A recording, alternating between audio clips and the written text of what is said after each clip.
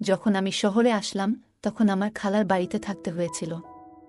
আমার খালাতো বোন, যে আমার থেকে বয়সে ছোট, তার সঙ্গে একই ঘরে থাকতাম।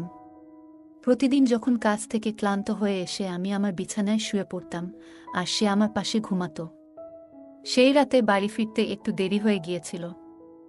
বাড়িতে ঢুকে বিছানায় গিয়ে শুয়ে পড়লাম, চোখ বন্ধ করে বিশ্রাম নিচ্ছিলাম। কিছুক্ষণ পর সে এসে আমার পাশে বসল, নিঃশব্দে মাথায় হাত বুলিয়ে দিল। তারপর ধীরে ধীরে আমার পায়ের কাছে বসে শান্তভাবে পা ম্যাসাজ করতে লাগল। সে আমাকে বলল, যতক্ষণ না তুমি পুরোপুরি আরাম পাচ্ছ, আমি তোমার পাশে আছি। এই বলে সে আমার পা ম্যাসাজ করতে থাকল। তারপর সেদিন সকালে পূজা আর আমি দুজনেই বাড়িতে ছিলাম। পূজা হেসে আমার দিকে এগিয়ে এসে বলল, ভাইয়া, যদি কিছু প্রয়োজন হয় তবে নির্দ্বিধায় জানাতে পারো। সে আমার সামনে এসে দাঁড়ালো এবং আন্তরিকভাবে হাত বাড়িয়ে দিল। তার এই আচরণে আমি কিছুটা অবাক হলাম, যেন তার মধ্যে নতুন এক ধরনের আত্মবিশ্বাস ফুটে উঠেছে। এরপর সে আমার হাত ধরে আলতো করে তার কাঁধের কাছে নিয়ে গিয়ে বলল, যা ইচ্ছে করতে পারো, তবে আমাকেও কিছু সাহায্য করতে হবে। এই কথা বলে আমার খালাতো বোন দেখতে অনেক সুন্দর ছিল। তার চলাফেরা, আচার আচরণ আমাকে মুগ্ধ করত। তার গায়ের রং ছিল ফর্সা। শহরে থাকার কারণে সে সবসময় ছোট পোশাক পরে থাকত। এই পোশাকে তাকে অসাধারণ লাগত, কিন্তু সে আমার সাথে এমন কিছু করবে সেটা আমি ভাবতে পারিনি। বন্ধুরা, আজকের গল্পটা অনেক বেশি স্পেশাল হতে চলছে। আশা করছি তোমাদের ভালো লাগবে, তাই কেউ মিস করো না। গল্পটি ভালো লাগলে দয়া করে ভিডিওটি লাইক, শেয়ার এবং চ্যানেলটি সাবস্ক্রাইব করো। নাম আমার কুনাল।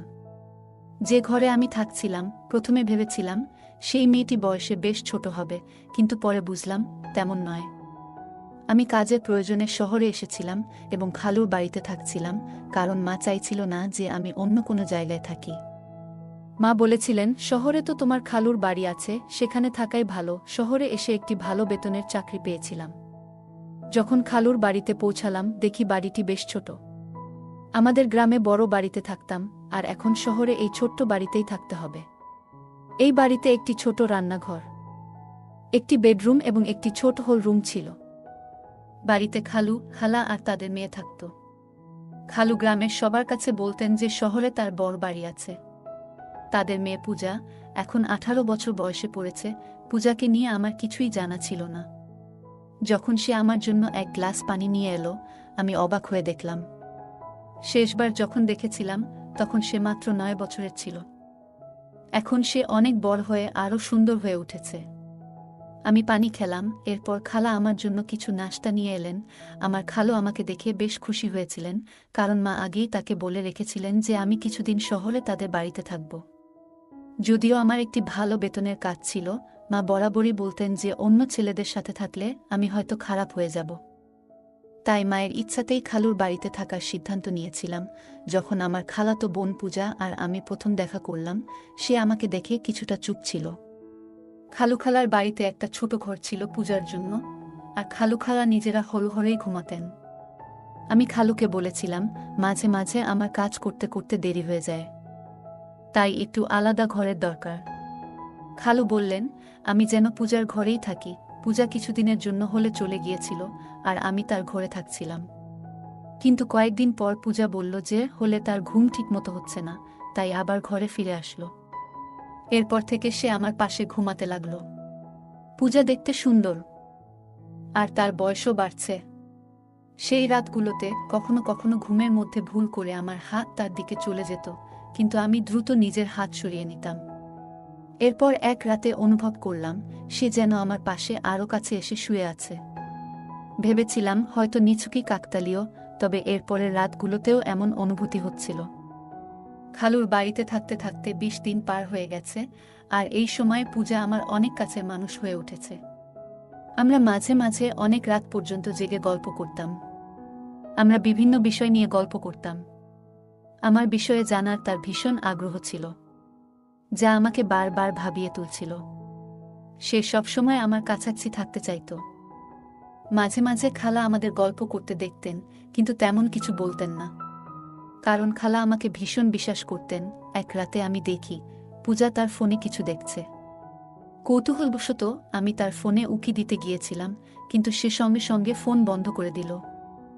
তখন আমি তাকে মজা করে ফোনটি দিতে বললাম, কিন্তু সে ফোন না দেওয়ার জন্য অনুরোধ করল। আমি কিছু না বলে একদিকে ফিরে শুয়ে পড়লাম, কিন্তু কিছুক্ষণ পরে তাকে দেখি ঘুমিয়ে আছে। পূজার ফোনটি তার মাথার পাশে রাখা ছিল, তাই আমি আস্তে করে ফোনটি হাতে নেওয়ার চেষ্টা করলাম। সেই সময় পূজা পাশ ফিরল, আর আমার হাত তার উপর হালকা করে পড়ে গেল। আমি দেখি তার মুখে একটা মৃদু হাসি, যা দেখে বুঝতে পারলাম সে আসলে ঘুমায়নি। তাড়াতাড়ি ফোনটি হাতে নিয়ে খুলতে গিয়েছিলাম, কিন্তু ফোনটি লক ছিল। পূজা তখন হাসছিল, বুঝলাম হয়তো সে আগে থেকেই সব জানত। কিছুক্ষণ পর আমি চুপচাপ ঘুমিয়ে পড়লাম। এরপর কিছুদিন কেটে গেল, আর আমার মাসের বেতনও এসে গেল। খালুর বাড়িকে নিজের বাড়ির মতোই মনে করে পূজার জন্য একটি নতুন পোশাক, খালুর জন্য ফর্মাল পোশাক, আর খালার জন্য একটি সুন্দর শাড়ি কিনে বাড়ি ফিরলাম। আমি পূজার জন্য কিছু জিনিস কিনে নিয়ে আসলাম, যা দেখে খালা খুব খুশি হলেন। পূজা এখন আমার সঙ্গে আগের চেয়ে অনেক খোলামেলা কথা বলতে শুরু করেছিল। এমনই এক রাতে আমি পানি খেতে উঠে দেখি পূজা আমার পাশে নেই। ঘরের দরজাটাও খোলা ছিল। বাইরে গিয়ে দেখি রাত তখন 2টা বাজে। পূজা হলের পর্দা সরিয়ে কিছু দেখার চেষ্টা করছে।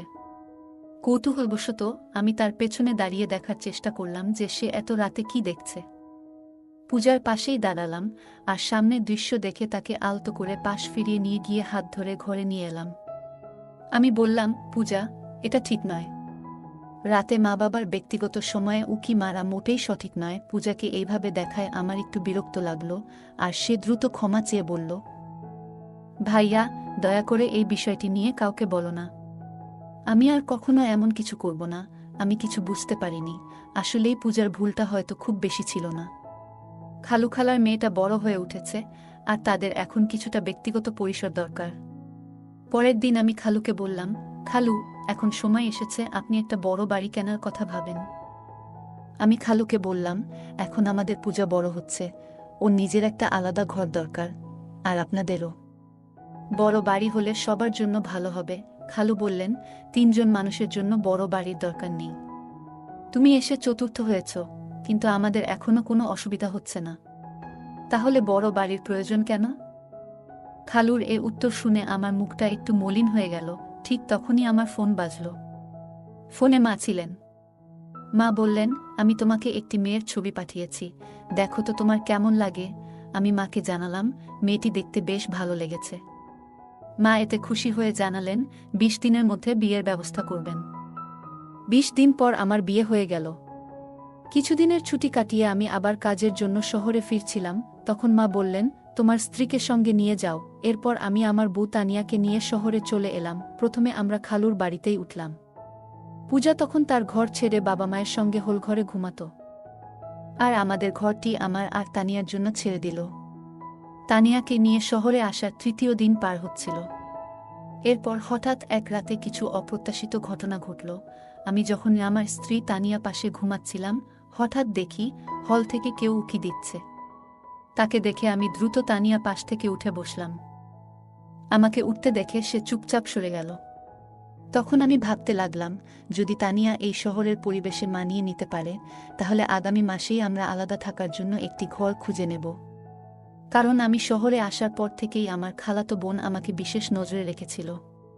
কিন্তু জানি না কেন, কিন্তু 5 দিনের মধ্যেই তানিয়া শহরটিকে অপছন্দ করতে শুরু করল। সে বলল, আমি এখানে বেশি দিন থাকতে পারবো না। গ্রামে থাকার অভ্যাস আছে আমার। এখানের পানি, এখানের বাতাস, কিছুই আমার ভালো লাগছে না। হঠাৎ করেই তানিয়ার শরীর খারাপ হতে লাগল। অনেকদিন ধরে শহরের পানিতে আমার কোনো সমস্যা হয়নি, কিন্তু তানিয়ার শারীরিক অবস্থা খারাপ হতে শুরু করল। তাই সে গ্রামে ফিরে যেতে চাইল, আর আমি তার শারীরিক অবস্থার কথা ভেবে তাকে গ্রামে পাঠিয়ে দিলাম।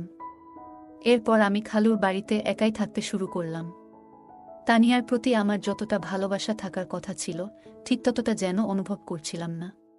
তার ছবি দেখে যেমন ভেবেছিলাম, বাস্তবে তেমনটা ছিল না। বিয়ের সময় তাকে দেখেছিলাম খুবই আকর্ষণীয়, কিন্তু বিয়ের পর মেকআপ ছাড়া দেখলে তাকে কিছুটা আলাদা লাগত। আমার স্বপ্নের মতো ছিল না, তবে সে অনেক ভালো এবং নির্ভরযোগ্য, তাই ওর সঙ্গে জীবন কাটানোর সিদ্ধান্ত নিলাম। তানিয়া গ্রামে চলে যাওয়ায় আমার জন্য পরিস্থিতি একটু স্বাভাবিক হয়ে গেল। আমি শহরে কাজ করছিলাম, আর একা থাকার জন্য আলাদা খরচ করার প্রয়োজন মনে করিনি। মায়ের ইচ্ছাতেই খালুর বাড়িতে থেকে যেতেই মনে হলো ভালো। তানিয়া যাওয়ার পর 3 দিনের ছুটি নিয়ে বিশ্রাম নিলাম, কারণ কাজের চাপে বেশ ক্লান্ত হয়ে পড়েছিলাম। ছুটির দিন সকালে খালু তার কাজে বেরিয়ে গেলেন, আর খালাও প্রতিদিনের মতো তার অফিসে চলে গেলেন। সেদিন সকালে পূজা আর আমি দুজনেই বাড়িতে ছিলাম।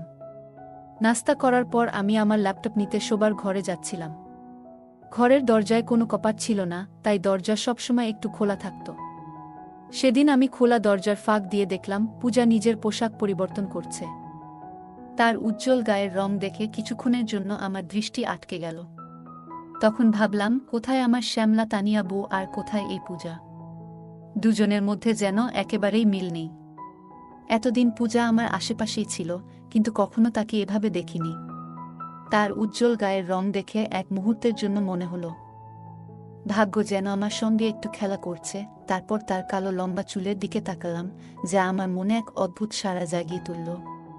কিছুক্ষণ পর আমি যখন ঘর থেকে বের হলাম, তখনও তাকে দেখছিলাম, আর মনে হচ্ছিল সে সত্যিই অসাধারণ সুন্দর। খালা সাধারণ মধ্যবিত্ত হলেও পূজার সৌন্দর্য যেন তাকে আরও আকর্ষণীয় করে তুলেছিল।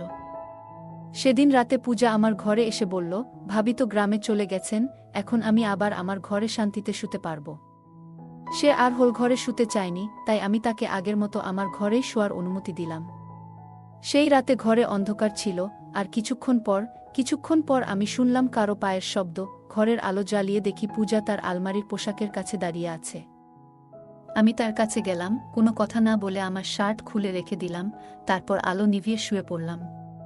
মনে হলো পূজাও হয়তো পোশাক বদলানোর জন্য দাঁড়িয়েছিল, তাই আলো নিভিয়ে দিয়েছিলাম।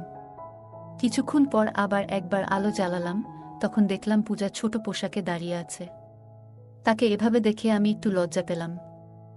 তারপর আবার আলো বন্ধ করে ঘুমিয়ে পড়লাম। সে সবসময় ছোট পোশাক পরত, যা তাকে অসাধারণ লাগত। পরের দিনও আমার ছুটি ছিল, কারণ আমার পুরো 3 দিনের ছুটি ছিল। তখন আমার এক বন্ধু প্রস্তাব দিল, চলো আজ কোথাও ঘুরতে যাই। দুপুরে আমরা বের হলাম, আর তখনই একটি দামি ক্যাফেতে পূজাকে বসে থাকতে দেখলাম। তার বন্ধুরা বেশ অভিজাত সাজে বসেছিল, আর পূজা অন্য ধরনের পোশাক পরেছিল। এরপর আমি উঠে গিয়ে পূজার সাথে দেখা করলাম এবং জিজ্ঞাসা করলাম, এটা কি হচ্ছে? সে আমাকে তার এক বন্ধু থেকে আলাদা করে নিয়ে বলল, কুনাল, আমি আজ রাতে তোমার সব প্রশ্নের উত্তর দেব। তুমি এখন এখানে থেকে চলে যাও, প্লিজ। আর হ্যাঁ, আমি না বলা পর্যন্ত চুপ থাকো। এরপর রাতে খালা ঘুমিয়ে যাওয়ার পর আমি পূজার কাছে গেলাম এবং জিজ্ঞাসা করলাম, আচ্ছা এখন বলো। পূজা বলল, এটা হলো উচ্চমানের জীবনের কিছু অংশ। কেন? আমি কি এভাবে থাকতে পারি না? পূজা 18 বছরের একটি মেয়ে হলেও তার কথাবার্তা ও আচরণে এক ধরনের পরিবর্তন লক্ষ্য করলাম। কথা বলতে বলতে সে আমার আরও কাছে চলে আসে। আমার বিয়ের পর থেকে আমি অনুভব করেছি যে এক নারীর সঙ্গ কতটা বিশেষ, আর পূজাকে কাছে পেয়ে আমি যেন একটু বিভ্রান্ত হয়ে পড়লাম। তবে নিজেকে সামলে নিয়ে আমি তাকে কিছুটা দূরে সরিয়ে দিলাম। সেদিন রাতে আমি তাকে দূরে রেখেই শুয়ে পড়লাম এবং সকালে ওঠার আগেই ঘর থেকে বেরিয়ে গেলাম।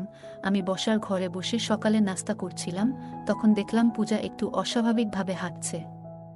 বুঝতে পারছিলাম না কেন সে এমনভাবে হাঁটছে। মনে হলো হয়তো তার পায়ে কিছু হয়েছে। যখন খালা পূজাকে এভাবে হাঁটতে দেখলেন, তিনি জিজ্ঞাসা করলেন, পূজা, তুমি এমনভাবে হাঁটছ কেন? পায়ে কিছু হয়েছে নাকি? পূজা সরাসরি আমার দিকে তাকিয়ে বলল, কুনালি ভালো জানে আমার পায়ের কি সমস্যা হয়েছে। তার এভাবে ইঙ্গিত করায় আমি কিছুটা বিব্রত বোধ করলাম, কারণ আমি নিজেই জানতাম না কেন সে আমাকে এভাবে বলল। এরপর আমি খালাকে বুঝিয়ে বললাম যে রাতে শুতে গিয়ে পূজার পা হয়তো বিছানার কোণে লেগে গিয়েছিল।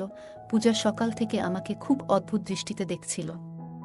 আমি ভাবলাম খালা কাজের জন্য বেরোলেই তাকে জিজ্ঞাসা করব কেন সে এমন মিথ্যে বলেছিল।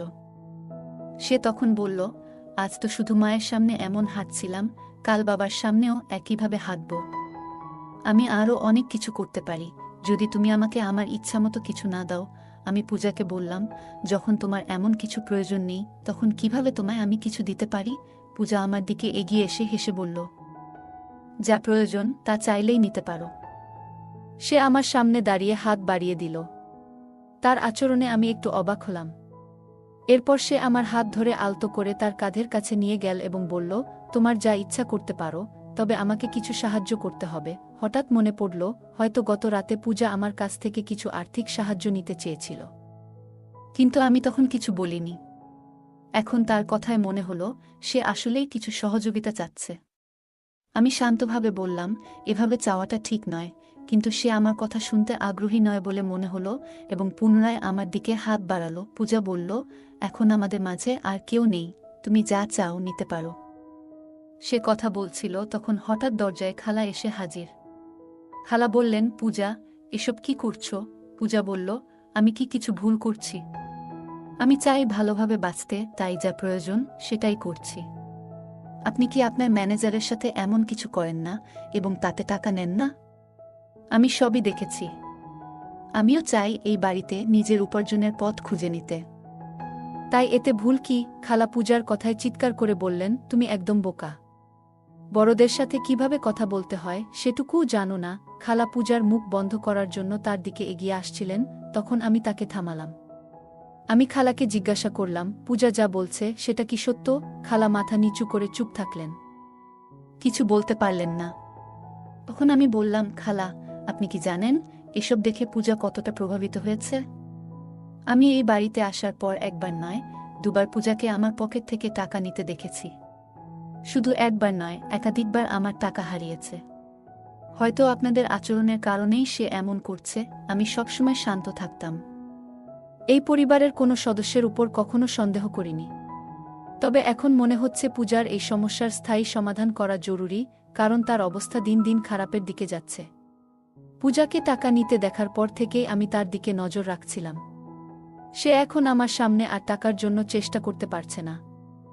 তবে জানতাম না সে এমন কোনো পথ বেছে নেবে।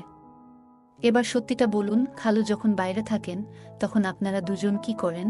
আমার প্রশ্নে খালা কেঁদে ফেললেন এবং বললেন, দয়া করে শান্ত থাকো, আর তোমার খালুকে এসব কিছু বলো না। আমি একবার কোম্পানির এক সহকর্মীকে কাজে সাহায্য করতে গিয়েছিলাম। তারপর থেকে তার নজর আমার দিকে পড়ে এবং আমাদের মধ্যে সম্পর্ক তৈরি হয়। এই সম্পর্ক শুধুই টাকার কারণে। তোমার খালুর কাছে টাকা থাকলেও তিনি আমাদের ঠিকমতো খুশি রাখতে পারেন না, এমনকি নিজের প্রয়োজনেরও খেয়াল রাখেন না। তাই কোম্পানির ম্যানেজার থেকে যে অর্থ পাই তা দিয়ে আমি আর পূজার প্রয়োজন মেটাই। তোমার খালুর শহরে আরেকটি বড় বাড়ি আছে, তবে সেটি ভাড়া দিয়ে তিনি কিছু আয় করেন। খালা বললেন, তোমার খালুর সাশ্রয়ী মনোভাবের কারণে আমাদের এমন ছোট্ট একটি ঘরে মানিয়ে নিতে হয়েছে।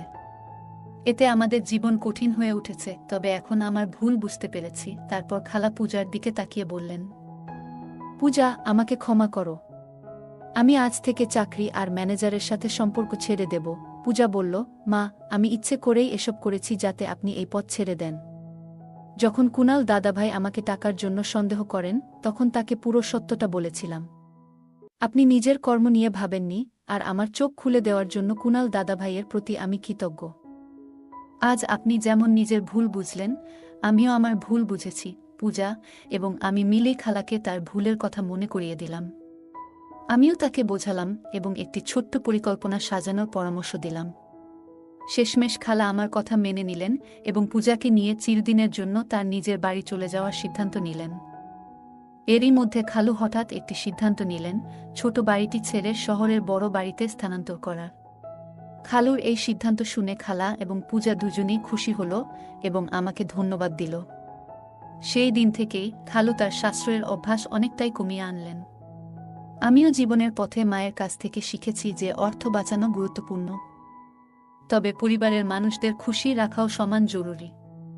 যদি কেউ সবসময় তার স্ত্রী ও সন্তানদের সব কিছুতেই মানা করে, তবে তারা ভুল পথে যেতে পারে। একজন মানুষ তার পরিবার এবং নিজের জন্যই উপার্জন করে। সঞ্চয় করা ভালো, তবে নিজের পরিবারকে কষ্ট দিয়ে নিজের জীবনকে সীমাবদ্ধ রেখে সঞ্চয় করা ঠিক নয়। অতিরিক্ত সাশ্রয়ী মনোভাবের কারণে কখনো কখনো আমাদের পরিবারের কেউ দুর্ভাগ্যের মুখোমুখি হতে পারে। তাই টাকা জমাতে হবে, তবে এতটাই যেন আমরা আমাদের জীবন উপভোগ করতে না ভুলে যাই। পরিবারকে ভালো রাখার জন্য টাকা জমানো প্রয়োজন, তবে পরিবারের সদস্যদের প্রতি যত্ন ও খুশির বিষয়টি ত্যাগ করা ঠিক নয়। যদি পরিবারের সঙ্গে যুক্ত কেউ অতিরিক্ত সাশ্রয়ী হয়, তবে এর নেতিবাচক প্রভাব হতে পারে। অর্থ জমানোর সাথে সাথে পরিবারের সদস্যদের চাহিদা এবং মানসিক অবস্থার প্রতিও যত্ন নেওয়া জরুরি। পারিবারিক সমস্যাগুলি সময়মতো আলোচনা করে সমাধান করা প্রয়োজন। যদি খালা এবং পূজার মধ্যে কথোপকথন না হতো তাহলে সমস্যাগুলি আরও জটিল হয়ে উঠত। একে অপরের কথা শোনা, ভুল বোঝাবুঝি দূর করা এবং সমস্যা নিয়ে খোলামেলা আলোচনা করা অনেক ক্ষেত্রে সমাধানের পথ খুলে একজন মানুষ তার পরিবারের জন্যই পরিশ্রম করেন।